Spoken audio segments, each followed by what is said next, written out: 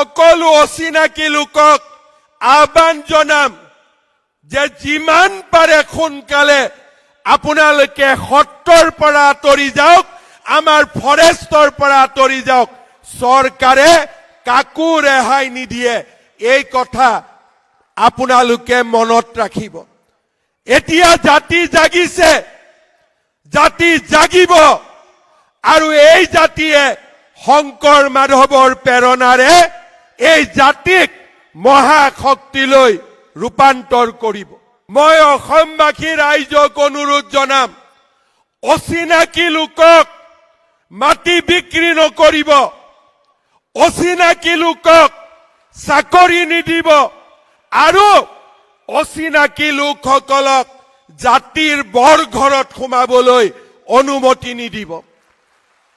যেতিয়া আমি জাতীয় সংকল্প লম, অচিনাকি মানুহক মাটি বিক্ৰী নকৰো, অচিনাকি লোকক চাকৰি নিদিও, আৰু অচিনাকি লোকক জাতিৰ বৰঘৰত সোমাবলৈ নিদিও, আপোনালোকে নিজেই দেখা পাব যে এটা দশকৰ ভিতৰতে আমাৰ জাতি মহাশক্তিলৈ ৰূপান্তৰ হ'ব। আমাক কোনেও ধৰি ৰাখিব নোৱাৰে।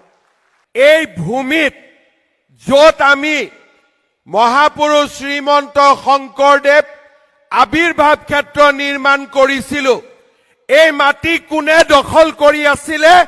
অচিনাকি মানুহসকলে এই মাটি দখল কৰি আছিলে।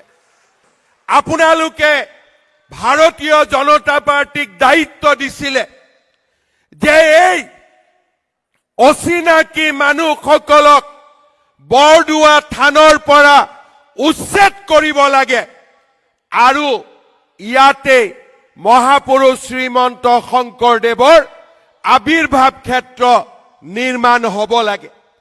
আজি আমি আপোনালোকক জনাবলৈ পাই আনন্দিত যে অকল অসমৰ ভিতৰতে নহয়, দেশৰ ভিতৰতে এখন অত্যন্ত আধ্যাত্মিক দৃষ্টিভংগীৰে নিৰ্মাণ কৰা আজি মহাপুৰুষ শ্ৰীমন্ত শংকৰদেৱ আবিৰ্ভাৱ ক্ষেত্ৰ কেন্দ্ৰীয় গৃহমন্ত্ৰী ডাঙৰীয়াৰ কৰ কমলৰে উদ্বোধন কৰা হ'ল। সাৱধান হ'ব লাগিব।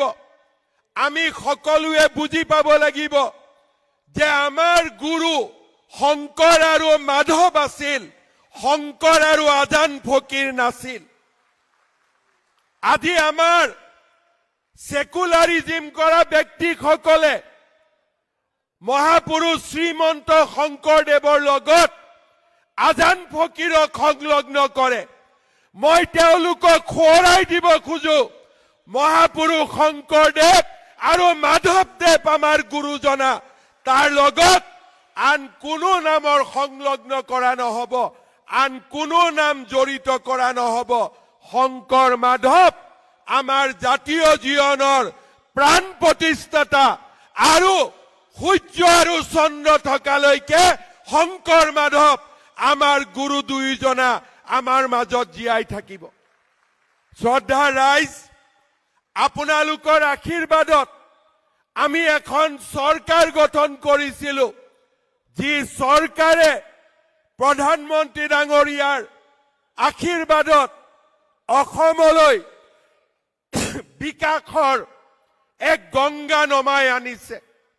কিন্তু আমি বিশ্বাস কৰো যে বিকাশৰ লগে লগে আমাৰ জাতিৰ পৰিচয়ও থাকিব লাগিব, জাতিৰ অস্তিত্বও থাকিব লাগিব।